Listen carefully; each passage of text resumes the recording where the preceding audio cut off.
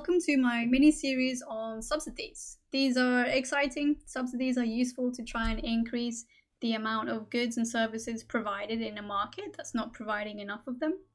And there is a support payment by the government to firms per unit of the goods sold. And they help pay for firms' marginal costs, so it reduces the cost that they need to pay all by themselves. And this makes farmers more willing and more able to supply the good at a price lower than before. So here I have an example, and the subsidy is super easy here. It's just 1 per unit, and I haven't even said what the good is here, but we've just got 1, 2, 3, 4, and 5 quantity. We've got 1, 2, 3, 4, and 5 price. The subsidy is 1 for all of them. And that means that first unit that the firm was willing and able to price at 1, technically the firm can price it now at 0. And so that would be my first dot as to the price that they are now willing and able to sell at.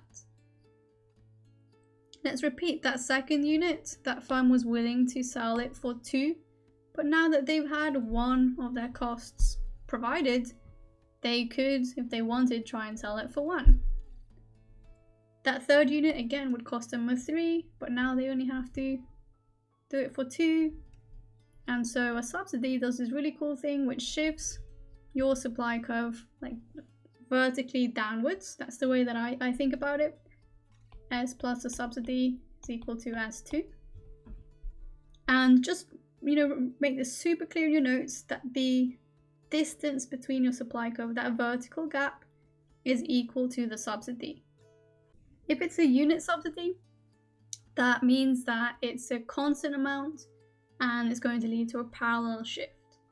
The supply shifts down, like vertically down. Subsidy could be ad valorem, so this is maybe a slightly scarier one. It's a percentage subsidy, a percentage of the price that they were willing and able to sell for. So let's say one of the firms was willing to sell a good for a price of 2. It means that they receive 20% payment on 2. So they receive 40 pence by the government, and the government has helped them to pay for that. So the new price that they can charge if they wanted is £1.60. So on the graph, that second unit, the firm was originally able to sell it for 2, but now because of the reduction in their cost by 40 pence, can sell it for £1.60. Let's have a go at another unit, let's say unit 5. That 5th unit, that firm was willing to price it for 5. So they've had 20% of their costs paid for, which is £1. And so that 5th unit, they were willing to sell it for 5, and now they can actually sell it for 4. And the gap between the supply curve is the 1, and that's the subsidy. Here we have a really cool conclusion that at higher prices, a fixed percentage means that the higher units are subsidized even more and even more. It's still 20%, but I mean the absolute value of that is higher. Okay, that's the first video in this mini-series. Here's a glimpse of the second one. We're going to look at the cost of the subsidy to the government. Let me know if you want any more information on this one and if you found this useful.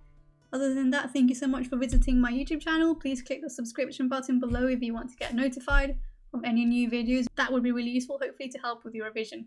Okay, thank you. Bye.